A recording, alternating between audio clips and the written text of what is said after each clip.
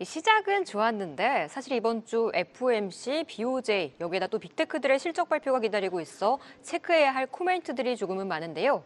이번 주도 저희와 함께 투자 전략 잘 세워가시길 바랍니다. 그럼 이 맛에 산다 임종의 돌파 트리거 지금 시작하겠습니다. 안녕하세요, 대표님. 반갑습니다. 네, 먼저 첫 거래일 지난 상반기 종목들의 수익률 체크하고 가겠습니다.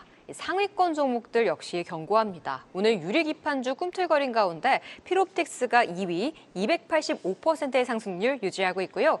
다음 장 보시면 순위의 변동이 있습니다. 현대로템 수주 랠리 속 연중 최고가 경신을 이어오고 있죠. 92% 오름폭 기록하고 있고 조선주들도 오름세 속에 한화엔진도 77%의 상승률 기록하고 있습니다. 이렇게 매일 알짜 종목들 등장하고 있으니까요. 하루 10분 함께해 주시길 바랍니다. 그렇다면 바로 첫 번째 주제 시작해 보겠습니다. 올해 상반기 항공화물 수송량이 코로나 이전 수준을 회복했습니다. 중국발 전자상거래 물량과 반도체 수요 회복이 실적 개선을 이끌고 있는 건데요. 대표님, 하반기에 항공 업황 기대해봐도 될까요? 항공주 중에서 대형 항공사 중심으로 이제 관심을 갖는 게 맞다라고 보고 있습니다. 저가 항공사보다는 대형 항공사의 시간이 도래될 가능성이 높기 때문에 그런데요. 이제 홍해 사태 플러스 중국의 이제 밀어내기 수출 물량 급증 등으로 인해서 컨테이너 운임비가 상당히 높은 수준을 현재 유지하고 있습니다. 이런 환경 속에서 항공화물 수요가 이제 증가할 수밖에 없는 상황이죠. 그래서 뭐 컨테이너를 통해서 수출을 하고자 하는 기업들이 이제 항공을 통해서 수출을 하고자 하는 의지가 강해지고 있기 때문에 이런 일이 발생이 되는 거고요. 그리고 국내에서 중국 이커머스 플랫폼 기업들이 아주 종횡무진 맹하락을 하고 있고요. 그래서 중국에서 국내로 수입이 되는 물량도 급증하고 있는 추세이기 때문에 대한항공 같은 기업들이 준 수혜를 부분적으로 볼 가능성이 높아 보이고요. 또 2분기 홍콩 북미 노선 항공 화물 운임 지수가 직전 분기 대비 14%나 이제 증가했습니다. 그래서 화물 운송 사업 부분의 업사이클은 당분간 유효하기 때문에 주요 항공사들에 대한 관심 필요한 시점입니다. 그러니까 홍해 사태 아까 짚어주셨듯이 사실 해상 운임이 너무 높아지면서 항공 쪽으로 좀 물량이 전이되는 현상도 나타나고 있잖아요. 맞습니다. 예. 그렇다면 대형 항공주 중에 어떤 종목이 가장 큰 수혜를 볼 수 있을까요? 대형 항공주라고 하면 대한항공하고 아시아나항공밖에 없잖아요. 이 둘 중에 어떤 종목이 훨씬 더 우량한지는 여러분들도 다 알고 계실 겁니다. 바로 대한항공입니다. 자, 지금 대한항공 항공화물 실적이 기대 이상으로 이제 개선이 되고 있는 추세가 장기화될 가능성이 높아 보입니다. 그리고 지금 이 뜨거운 여름은 이제 장거리 그 노선 수요가 이제 증가하는 시점이거든요. 그래서 미국이나 유럽 쪽으로 여행을 하시는 분들이 3분기 때 직전 분기 대비 증가하는 어떤 상황일 수밖에 없기 때문에 3분기 여객 운송 사업 부분의 어떤 성수기 효과가 이제 기대가 되고요. 그리고 화물 운송 사업 부분 지금 화물 운임 수준이 좀 아주 좋은 수준인데 4분기가 성수기입니다. 특히 반도체 그 수출 물량이 증가할 때 대한항공이 이제 수혜를 보는 그런 구조라고 보시면 될 것 같고요. 그리고 아시아나항공 인수와 관련된 불확실성은 있지만 미국 규제 당국이 승인만 해주면은 일사천리로 합병이 이제 완료가 될 것으로 이제 기대가 됩니다. 대한민국 1위 항공사와 2위 항공사가 합병을 했을 때 시너지 효과가 없다라는 게 말이 안 되죠. 그래서 이 합병에 대한 기대감으로 주가가 오를 수도 있다라고 저는 보고 있고요. 그리고 올해 예상 EPS 기준으로 퍼가 6.4배에 불과합니다. 실적을 보수적으로 추정하고 이익 추정치를 하향 조정해도 퍼가 7배 미만이기 때문에 역사적인 어떤 저평가 매력도 부각될 수 있는 기업이라고 보시면 될 것 같습니다. 네, 하반기 기대감이 큰 상황인데 그래서 좀 7월 달에 조정을 받을 때 개인 투자자분들은 계속해서 매수하고 계시더라고요. 목표가 손절가 어디까지 볼까요? 대한항공은 사실 이제 중장기적인 관점으로 접근하셔야 됩니다. 올해 업황이 상저하고 오기 때문에 하반기 고점에 매도를 하는 게 바람직하긴 하지만 트레이딩 관점으로만 이제 접근하실 분들은 1차 목표가를 보수적으로 23,500원 전후로 설정하시면 될 것 같고요. 1차 목표가를 돌파할 때쯤 2차, 3차 목표가를 설정하시면 좋을 것 같습니다. 그리고 주가 하락 시 리스크를 빠르게 관리하고자 하시는 분들은 손절가를 23,300원 전후로 설정하시면 좋을 것 같습니다. 네, 항공 화물 증가 관련해서 대형 항공주 대한항공 목표가 23,500원, 손절가 24,400원 짚어주셨습니다.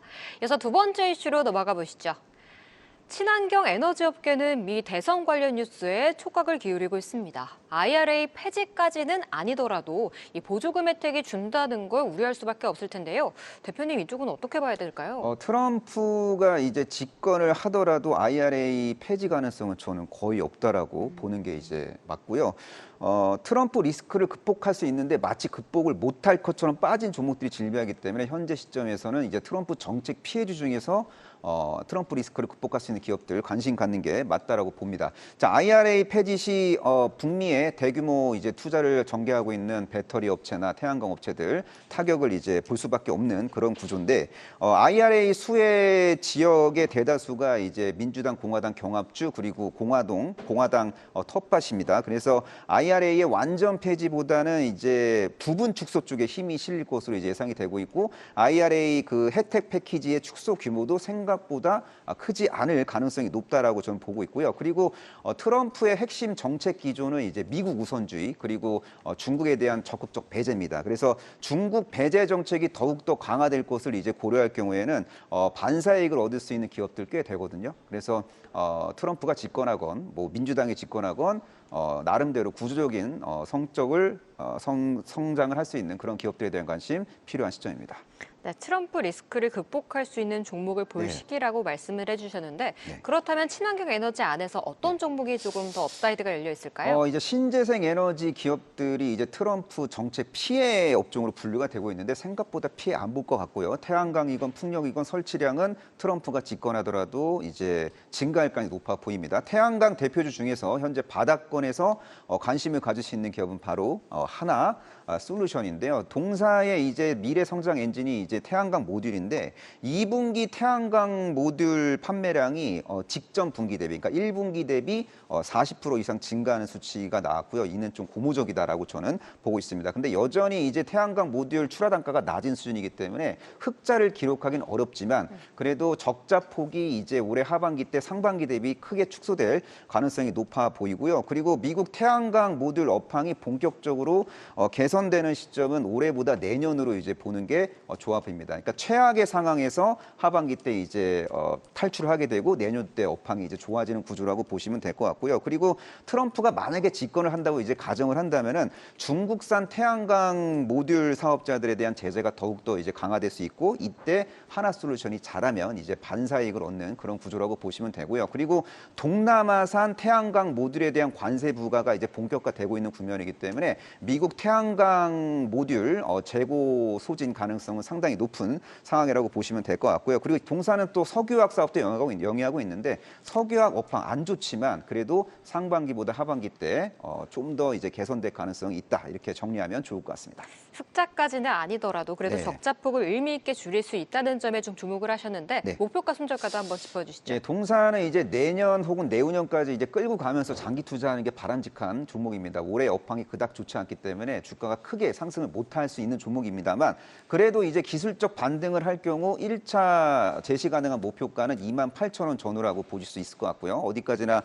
단기 혹은 단중기 목표가라는 것도 기억해 주시면 좋을 것 같습니다. 그리고 주가 하락 시 리스크 관리가 필요하신 분들은 23,900원 전후를 비중 축소의 기준 가격으로 설정하시면 좋을 것 같습니다. 네, 태양광 대표 종목이었던 하나솔루션 목표가 28,000원, 손절가 23,900원 짚어주셨습니다. 계속해서 다양한 경제 이슈를 알고 싶다면 구독과 좋아요, 알림 설정 부탁드립니다. AI 캐스터 권미정이었습니다.